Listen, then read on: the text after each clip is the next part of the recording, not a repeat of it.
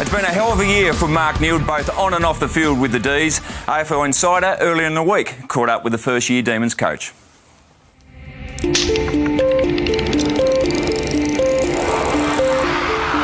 There was intense media scrutiny, there's no question about that. A couple of things I find interesting is that, without showing no disrespect to anyone whatsoever, being an AFL footy coach just day to day is really, really busy. Sometimes I got the feeling that when people ask me that question, they think that AFL coaches have enough time during the day to read every single article in every newspaper and to listen to every radio program. We don't, so we don't hear everything. We certainly get a summary of it. I think part of it was more a frustration of mine when dealing with a youthful group and trying to educate them on how to play footy. The perception that, you know, averaging 60-odd games, playing someone who's averaging 100 games, that you should be winning all these games of footy.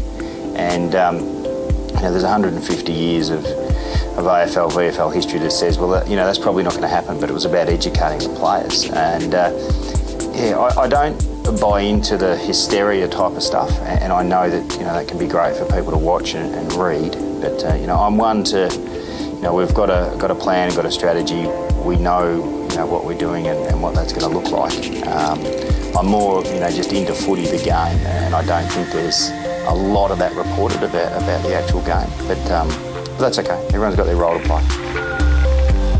At times that was difficult for them, just again the scrutiny. And I said this, this is a re-quote, if you like, and some people took that as being disrespectful, certainly not intended to be that. But I found a couple of times I read some articles that were purely about me, and then when I read through them, it wasn't 100% accurate, and so there, if that happens, I just found happening to me, my natural inkling was to sort of discredit a couple of people for that.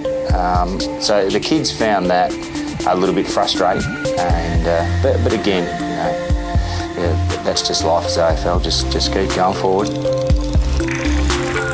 The impact he's had at the footy club, so the whole footy club, in terms of his attitude towards training and the intensity that he goes about it is phenomenal, and we were hoping that was going to be the case.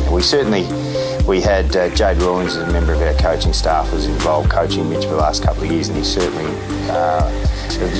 vouch is probably not the right term, but certainly let us know that this is what we could expect from Mitch.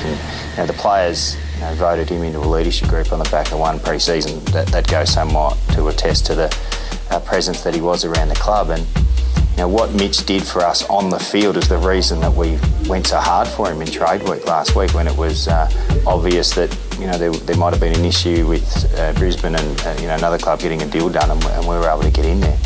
We got him here to be a key forward, and we thought, there's no doubt that in his 9 or 10 games, whatever it is he's played, he's managed to kick 30 goals and provide a massive target for us.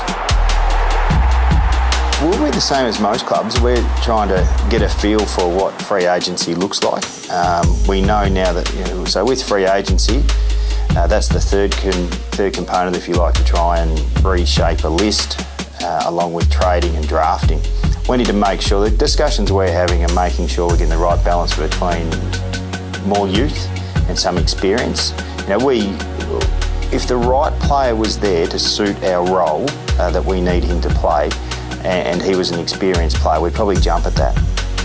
And that's because we're losing Brad Green, who's a 250 game player, and then other than that, I think we've only got 7 or 8 players that have played more than 100 games. And so we'd like to get some more experience in.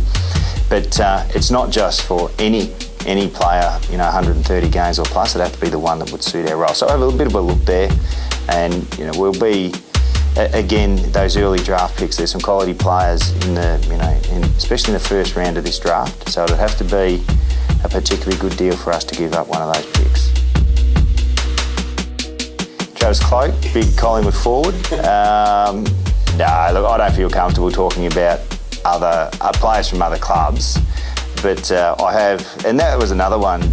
Just with I did read a couple of articles that apparently Melbourne were in for Travis Cloak, but that's not the case. Travis, there's been no offer from the Melbourne Footy Club to Travis. and he's not coming here. We had a night the other night called Foundation Heroes, and one of the lines that I used was, I'm not into quick fixes and I'm not into fairy tales, because they rarely come true. And what we're doing is planning for a period of sustained success. It's going to take a little bit of time, and some people talk about the game's experience. Right now, Sydney are on top of the ladder. They average a tick over 100 games per player every time they play. We average just under 60.